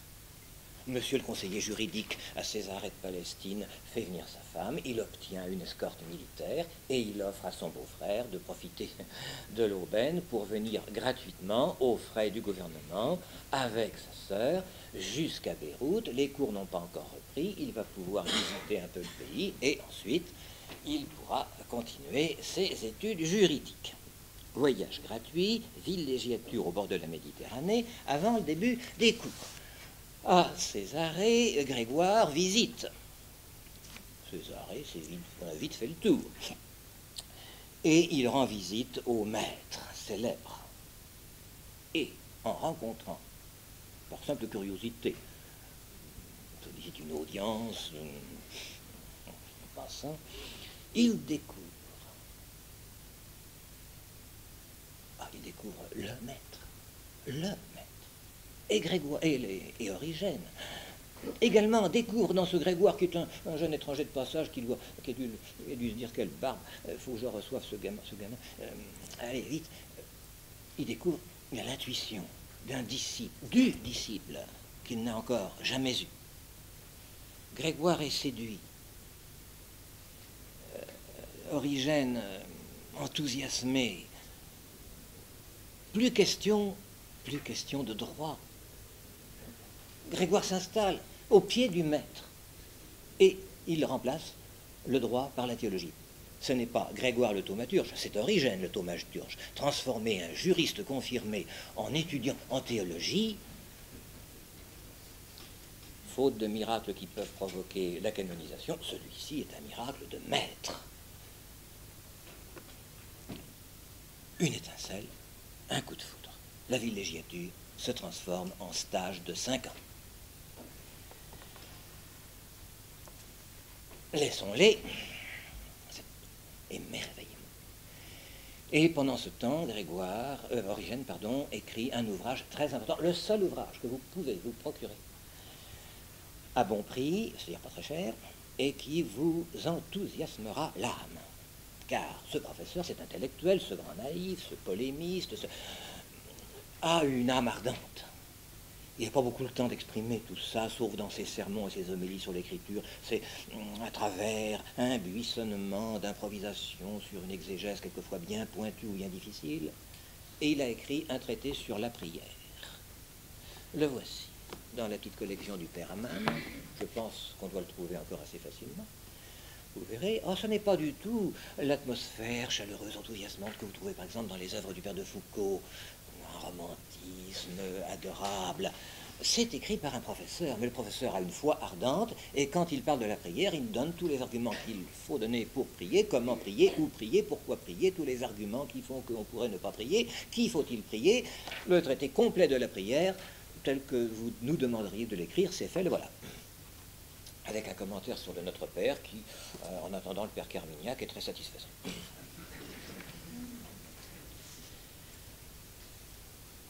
À la demande d'Ambroise, toujours, car Ambroise est toujours là, il ne sait plus comment prier. Alors naturellement, il demande à Origène un traité sur la prière, et Origène écrit le traité sur la prière pour Ambroise. Merci, nous l'avons au passage. Origène a 50 ans, et voici encore un nouveau péril. Le nouvel empereur Maximin déclenche une persécution contre les chefs des églises. Origène est à peine prêtre, évidemment pas évêque, mais il est sur les listes des notables ecclésiastiques, et naturellement il est menacé. Mais d'autres le sont, et il écrit, cette fois-ci, mais aussi sur la demande d'Ambroise, car Ambroise est menacé aussi. Car cette persécution avait pour but particulier de, comment dit-on, d'épurer, c'est peut-être un mot qu'il ne faut pas non plus prononcer sans faire des remous, enfin, d'épurer, vous savez, des administrations, des gens qui ne sont pas dans la ligne. Déjà, on les mettait en prison et on les tuait. On épure donc les chrétiens qui sont dans l'administration impériale. C'était la raison d'être d'Ambroise. Et Origène écrit, il n'a pas changé depuis ses 17 ans, une exhortation aux martyrs, qui est d'un texte brûlant, admirable, pas malheureusement encore très facile à se procurer. Il le donne à Ambroise, qui est arrêté, qui ne sera pas exécuté pour autant. Maximin, heureusement, ne règne que 3 ans, et quand ce empereur fâcheux disparaît, Origène revient à Césarée. Il donne des consultations d'exégèse, il fait des voyages d'études, il publie toujours des commentaires très difficiles sur les plus difficiles des auteurs sacrés, Ézéchiel, le Cantique des Cantiques. C'est vraiment une exaltation de travail intellectuel et apostolique. Voici un exemple de ce qu'il fait en dehors de ses cours et de ses publications. Béryl, évêque de Bostra en Arabie, faisait dévier la saine doctrine de l'Église. Il voulait introduire des points de vue étrangers à la foi. Il osait dire que notre Sauveur et Seigneur n'avait pas préexisté selon un mode d'être propre avant d'habiter parmi les hommes, qu'il ne possédait pas une divinité propre, mais seulement celle du Père qui habitait en lui. Un très grand nombre d'évêques avaient eu avec lui des discussions et des entretiens, apparemment sans résultat. On appelle Origène. Celui-ci entre d'abord en conférence avec Béryl pour essayer de savoir le fond de sa pensée. Lorsqu'il comprit ce qu'il professait, il rectifiait ce qu'il y avait chez lui de peu orthodoxe, le convainquit par son argumentation, le rétablit dans la vérité de la doctrine, le ramenant ainsi à sa première et saine opinion. On possède encore jusqu'à présent, dit Eusèbe toujours, les écrits de Béryl et les actes du synode assemblés à cause de lui. Ce procès-verbal contient ensemble les questions que lui adressa Origène, les entretiens qu'il eut avec lui en son église, bref, le procès-verbal, les minutes de tout ce qui a été fait alors. Autre exemple, un autre hérétique se préoccupe du sort des âmes. Excusez-moi, je m'en prie. Sort des âmes après la mort. Très intéressant.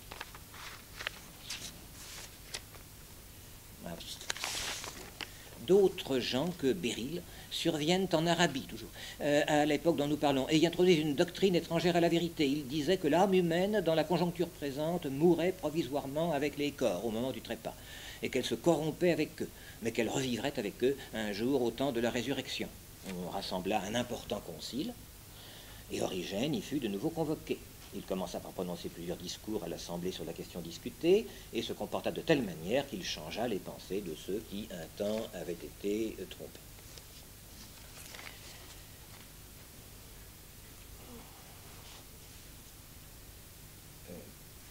Origène a maintenant l'âge avancé, près de 60 ans. Il a acquis la maîtrise de sa science, de sa parole, telle qu'il l'autorise qu'il accepte une servitude bien imprudente. Il accepte qu'on enregistre ses cours publics, improvisés. N'étant pas Origène, je ne le fais pas. Mais il le fait. Et c'est à cette imprudence, cette complaisance que nous devons d'avoir l'écho d'un certain nombre de ses enseignements qu'il n'a jamais eu le temps de réécrire et de reprendre par la suite.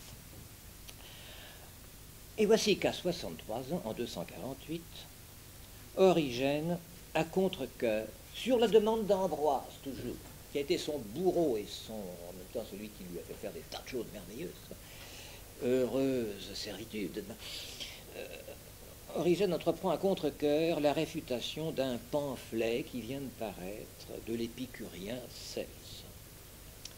Le discours véritable, je parlais tout à l'heure.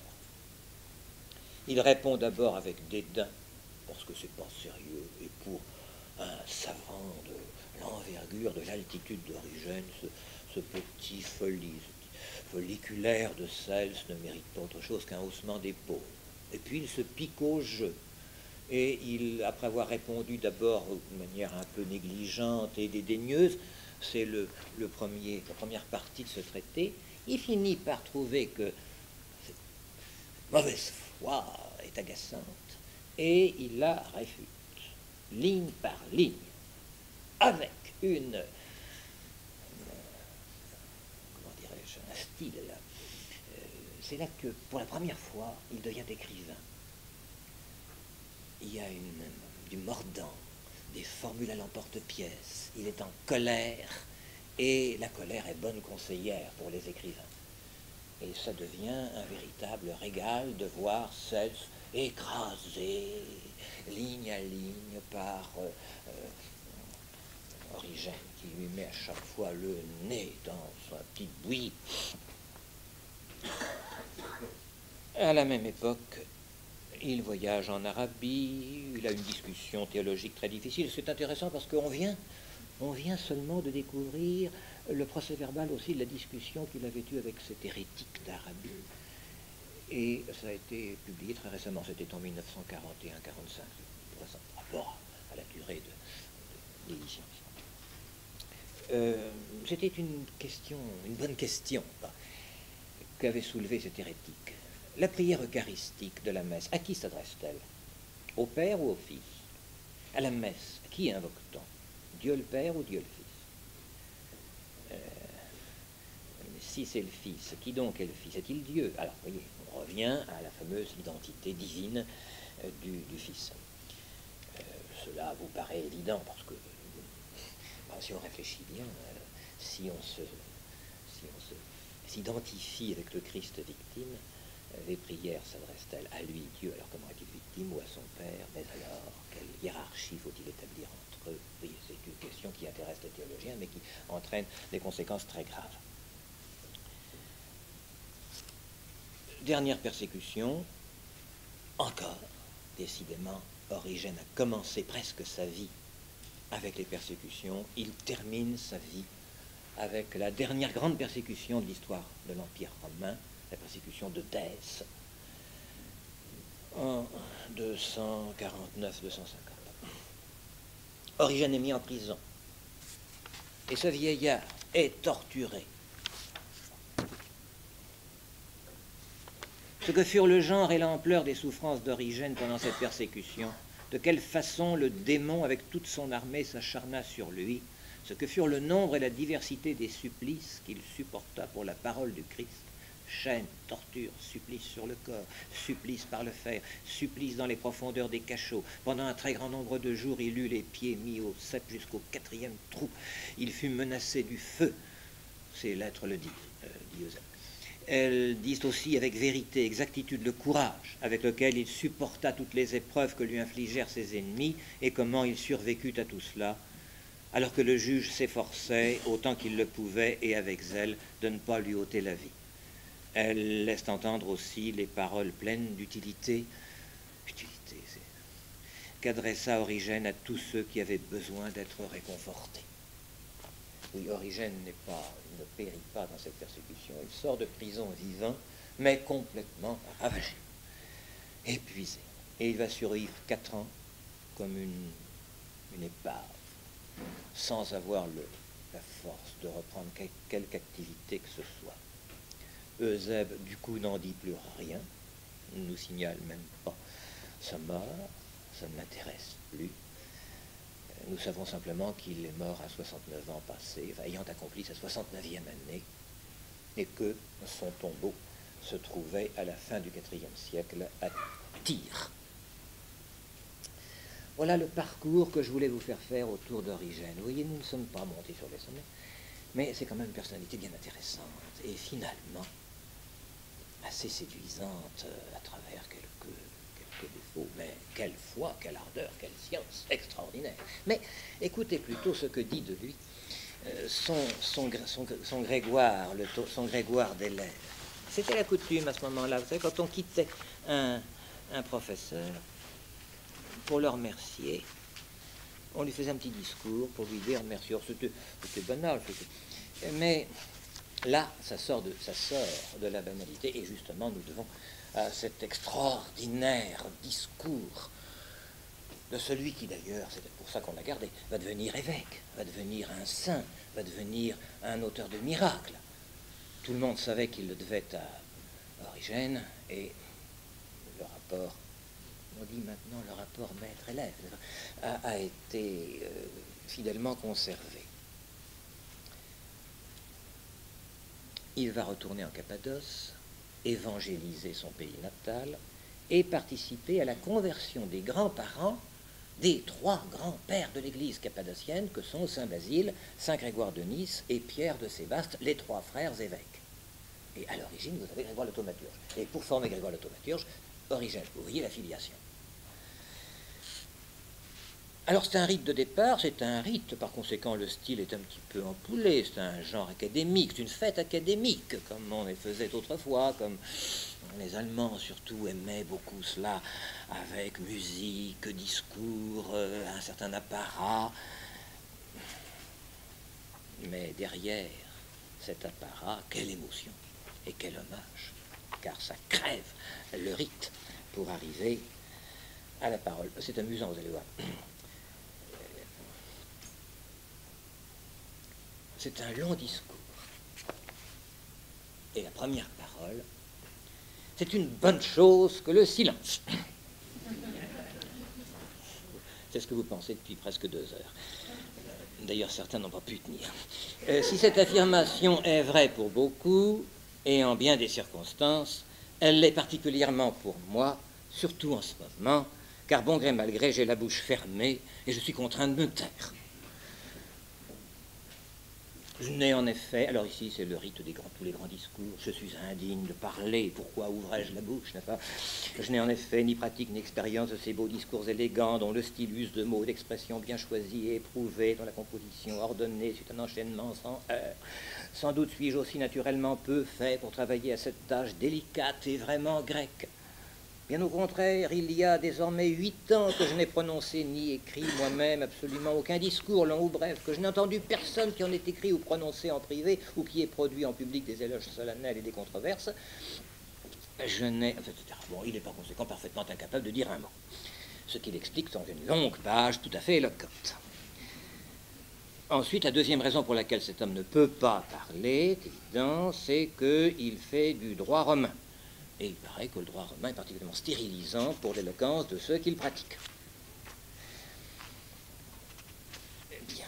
Et puis, troisième raison pour laquelle je ne peux pas parler, oui, je tourne les pages, parce que c'est que le sujet est tellement grand que je suis complètement dépassé par un sujet si grand qui est vous, cher maître, qui oserait vous adresser la parole. Bien.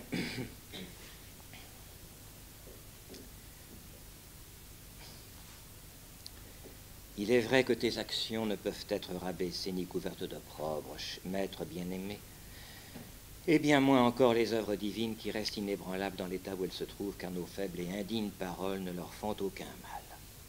Et si nous avions voulu dire des gamineries en un autre lieu ou devant d'autres personnes, nous serions certes dans le cas aussi bien hardis et bien audacieux. Cependant, la témérité dont on nous accuserait ne serait pas de l'impudence, puisque ce ne serait pas en ta présence que nous aurions cette hardiesse.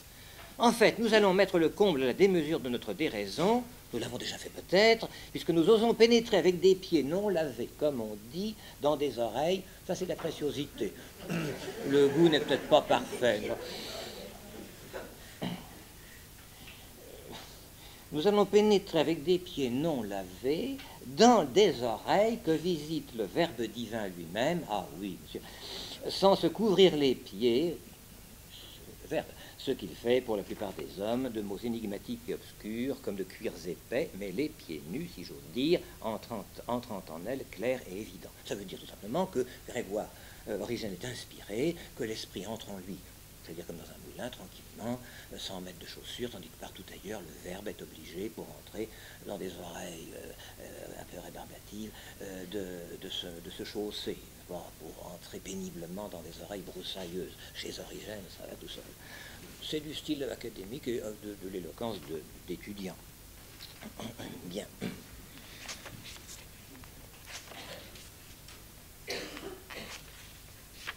Alors, le début, n'est-ce pas, c'est bien sûr, excusez-moi, c'est tellement long qu'il faut bien que je choisisse. Oui, la rencontre d'Origène.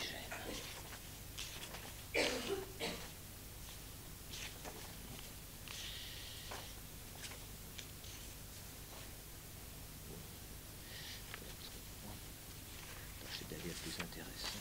Oui, alors, ayant rencontré Origène, Grégoire, le thaumaturge, remercie d'abord Dieu, son ange gardien, Père dont Gérard serait content, et puis cet ange gardien l'a mené jusqu'à Origène, c'est merci à Dieu, merci à l'ange, jusqu'à cette rencontre. Et voici les premières impressions. Celui-ci nous accueillit dès le premier jour, car ce fut vraiment pour moi le premier jour le plus précieux de tous, s'il faut ainsi parler, car celui où la première fois le vrai soleil commença à se lever devant moi. Au début, cependant, pareil aux bêtes sauvages, aux poissons ou aux oiseaux qui sont tombés dans des filets ou des seines et qui s'efforcent de s'échapper, de se sauver, nous voulions nous éloigner de lui pour gagner Beyrouth, toute notre patrie. Mais il mit tout en œuvre pour nous attacher à lui. Il déroulait des discours de toutes sortes, il larguait, comme dit le proverbe, toutes les voiles, il y employait toutes ses forces. Il accordait à la philosophie et à ses amants les grands et nombreux éloges qui leur sont dus, disant que seul mène vraiment la vie qui convient à des êtres doués de raison, ceux qui s'appliquent à bien vivre, connaissant tout d'abord ce qu'ils sont eux-mêmes, connaissant ensuite les vrais biens que l'homme doit poursuivre et les vrais maux qu'il doit éviter. Autrement dit, en bon directeur d'école de philosophie, Origène leur a dit que vous allez faire. Du droit, ça ne sert absolument à rien. Vous allez réglementer à tâtons sans savoir où est la vérité. Commencez donc par apprendre la vérité sur vous, sur le monde. Et quand vous saurez la vérité, alors vous pourrez peut-être voir la suite. Or, vous êtes complètement ignorant, alors venez donc et écoutez-moi. Alors, la philosophie, c'est ça, c'est la connaissance de la sagesse, de la vérité, et il faut évidemment commencer par la philosophie avant de faire n'importe quoi d'autre chose. Il l'a dit à sa manière, et encore une fois, à travers tout ce discours, on retrouve ça. Alors, ce qui est amusant, parce que je n'ai pas le temps de tout ça, c'est long, hein. Il explique tout ce qu'a été la pédagogie d'Origène, comment il a étudié ses élèves, comment il les a dressés, comment il leur a éliminé leurs défauts, comment il leur a fait faire des progrès, comment il leur a enseigné les sciences profanes avant de leur enseigner les sciences sacrées, comment il a ensuite procédé à leur conversion personnelle avant de les livrer à l'étude des sciences sacrées, car il faut commencer par les sciences profanes, se convertir à Dieu, et à ce moment-là, pourvu d'un outillage intellectuel indispensable, et ayant l'âme tournée vers Dieu, on peut entamer la lecture des sciences sacrées et aborder la théologie. Au passage, la critique des beaux-parleurs qui parlent pour ne pas dire grand-chose, et puis il montre comment Origène est le modèle du vrai sage. Ce que je crois pour ma part, je vous ai dit pourquoi, légèrement exagéré. Un grand savant, un grand maître, un pédagogue exemplaire, mais le sage qui domine tout et qui sait régler ses passions, ses impulsions et même les originalités un petit peu cavalcadantes ou capricantes de son esprit. Origène, non. Il y a du naïf chez lui, le sage n'est pas un naïf. Bon, mais c'est pas ce qu'on va dire à un maître le jour où il fait un discours académique d'adieu. Et ensuite, il explique comment, et c'est pour nous un témoignage tout à fait essentiel, comment Origène était un bon professeur, comment il faisait lire beaucoup de choses, même des auteurs qui n'étaient pas dans la stricte orthodoxie, les menant à travers tous les systèmes philosophiques, mais par la main, de manière à leur montrer à chaque fois où est l'erreur, et en les ramenant ensuite à la vérité. Seuls ne doivent pas être lus, dit Origène, les livres qui sont faits par des athées, parce que alors là, vraiment, il n'y a rien à faire.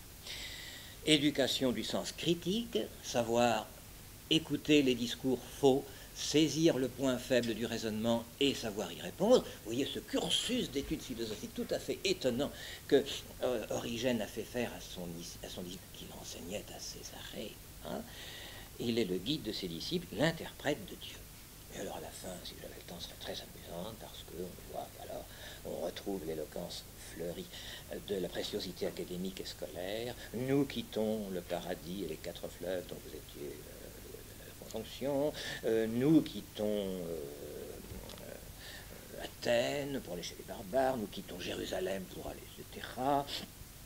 Et au chapitre 17 et 18, il dit « J'ai peut-être un peu beaucoup parlé, alors je vais me taire. » Je prends ce raisonnement à mon compte, et il lui dit simplement, c'est très joli, le dernier paragraphe. Excusez-moi. Oui. Toi donc, lève-toi, maître bien-aimé. Dans le grec, c'est un passage de Sophocle qui est nommé ici, ô filet, képhalais, chère tête. Prie pour nous, et désormais laisse-nous partir. Tu nous as sauvés lorsque nous étions présents par tes enseignements saints. Sauve-nous par tes prières lorsque nous serons partis. Maintenant, remets-nous et confie-nous, ou plutôt rends-nous au Dieu qui nous a menés près de toi. Rends grâce pour les bienfaits passés, prie-le de nous conduire par la main à l'avenir, en veillant sans cesse sur nous, en faisant entendre ses prescriptions à notre intelligence, en nous inspirant sa crainte divine, qui sera pour nous le meilleur des pédagogues. En effet, une fois loin, nous ne lui obéirons pas avec la même liberté dont nous jouissions auprès de toi. Près du Maître, ils étaient libres.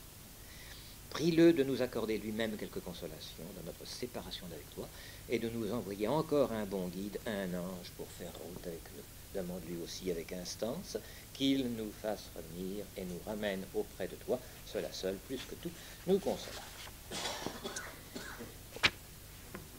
Nous avons très peu de lettres d'Origène. Elles ont été perdues. Nous avons une ou deux, une à un pape, une à un évêque et une à Grégoire, le thaumaturge, son élève favori, mais il n'a pas eu le temps de l'écrire parce qu'il était à la fin de sa vie. Et dans ce texte, j'ai relevé, dans cette lettre à Grégoire, il y a un très beau passage sur 2 choses qui me paraissent pouvoir terminer cette soirée trop longue. Le silence est d'or. Mais je parle aussi à des étudiants de la maison. Alors, d'abord, la nécessité de la culture profane, appelle à l'étude. Le bon naturel en matière d'intelligence, comme tu le sais, peut fructifier s'il est exercé. Il peut même conduire à réaliser le but auquel on veut l'appliquer. Ton bon naturel peut faire de toi un parfait juriste romain et un philosophe grec dans l'une des écoles réputées. Mais moi, je voudrais que tu utilises toutes les ressources de ce bon naturel en vue du christianisme. Là est le but. Le moyen que je souhaiterais te voir employer pour cela, c'est de prendre à la philosophie grecque ce qui pourrait être par rapport au christianisme comme les études préparatoires et classiques, ce qui de la géométrie et de l'astronomie pourra rendre service pour l'interprétation des Saintes Écritures. Ainsi, ce que les disciplines des philosophes disent de la géométrie, de la musique, de la grammaire, de la rhétorique, de l'astronomie comme auxiliaire de la philosophie, nous le disons, nous, de la philosophie elle-même à l'égard du christianisme. Au fond, c'est la ratio studiorum des jésuites. Refaire toutes les études, y compris les études scientifiques, secondaires, à un niveau supérieur. Le jésuite est entièrement remoulé, vous savez, on lui fait, dans les bonnes époques, je ne sais pas comment c'est maintenant, on lui fait refaire tout, presque repasser son bachot, ses examens d'enseignement supérieur, et après, on le confirme, enfin, dans la philosophie, et après la philosophie, qui est la servante de la théologie, on en fait un théologien. Alors là, au bout, vous avez des maîtres. Et c'est le cursus ébauché que vous avez là, vous voyez, utiliser toutes les ressources de l'intelligence pour faire un bon juriste, un bon philosophe, et une fois qu'il est bon philosophe, devenu ensuite bon chrétien, faire un théologien. Et puis, aussi dans cette lettre non, c'est dans le commentaire sur Saint Jean, que je vais commencer à vous lire tout à l'heure, après ces paroles désabusées. Il faut reprendre courage, dit-il. Aujourd'hui, sous prétexte de gnose, les hérétiques se dressent contre la Sainte Église du Christ. Ils accumulent les volumes de leurs commentaires où ils prétendent interpréter les textes évangéliques et apostoliques. Si nous nous taisons, nous, les intellectuels chrétiens, Si nous ne leur opposons pas les dogmes véritables et saints, ils se saisiront des âmes affamées qui, faute de trouver une nourriture salutaire, se jettent sur ces aliments défendus et qui sont vraiment impurs et abominables. Toi-même, Ambroise, c'est parce que tu ne trouvais pas de maître capable de t'enseigner une doctrine plus haute, et parce que ton amour pour Jésus ne pouvait souffrir une foi non raisonnée et vulgaire, que tu t'es livré jadis à ces enseignements que plus tard tu as, comme tu le devais, condamné et rejeté. Le beau programme pour nourrir les âmes affamées en leur donnant la vérité, même si on n'est pas toujours très bien compris ni récompensé. Voilà le bon origine. Vous allez me dire, mais alors, tout ça est bel et bon, mais les erreurs d'origine. Alors, c'est tant mieux de terminer comme ça. Enfin, je vais quand même que vous sachiez. Il y a 3 points sur lesquels il semble avoir erré. 3 points. Sur 6000 titres, un volume immense de paroles, c'est peut-être pas grand-chose, hein, c'est même 3 tâches qui empêchent évidemment de les faire entièrement confiance. La seule chose que je dois dire par honnêteté, c'est que comme ces textes sont perdus, qu'il s'agit de polémiques, de racontards, de choses qu'on a cru voir ou qu'on a lues dans ces œuvres, si vous voulez, nous n'avons pas les textes pour pouvoir. Tout de même.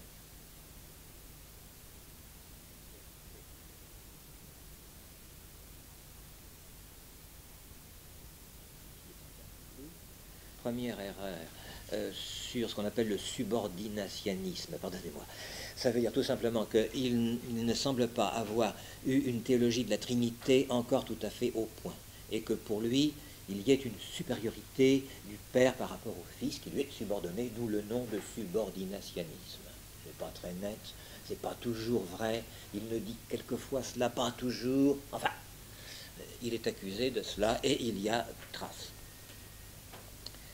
Le deuxième point qu'il a est certainement une erreur, c'est la préexistence des âmes. Pour lui, avant la naissance, avant la conception, les âmes existaient, préexistaient, dans une sorte d'univers un peu indifférencié, paradis préliminaire si vous voulez, et puis pour des raisons mal déterminées, elles sont un jour habillées de chair et envoyées en ce bas monde, où elles font un stage difficile, après quoi elles remontent dans l'Empyrée. Vous avez là évidemment une influence de la philosophie platonicienne.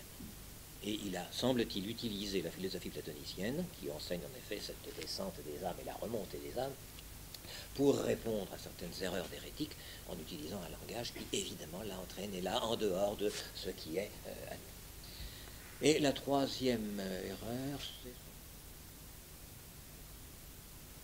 c'est-à-dire la récapitulation générale à la fin du monde de toutes les âmes. Je n'ai pas le temps de vous lire ce texte, puis enfin je ne voudrais pas terminer par un texte un peu douteux. Mais il y a en effet un certain flou pour savoir, à la fin des temps, qui sera sauvé, qui sera condamné, dans quelles conditions la récupération des corps par les âmes se fera, comment la résurrection se fera d'un seul coup, ou lentement, ou progressivement, et que sera la condition de ces corps glorieux, question difficile entre toutes, et sur laquelle il semble avoir été un peu flou, d'après les textes que nous avons. Oui, ce sont les 3 points sur lesquels on choque un peu quand on le rencontre, et pourquoi on ne peut pas considéré comme un maître aussi impeccable qu'un saint Thomas ou les autres grands saints docteurs de l'Église. Il y a là... mais à trop parler, on finit quelquefois par laisser échapper une bêtise. Je ne le sais que trop, et on me le fait remarquer quelquefois. Mais je ne suis pas origine. Mais c'est le risque du métier. Il le dit bien. La seule attitude normale du professeur, c'est un silence rayonnant. Que je vais l'observer maintenant. Merci.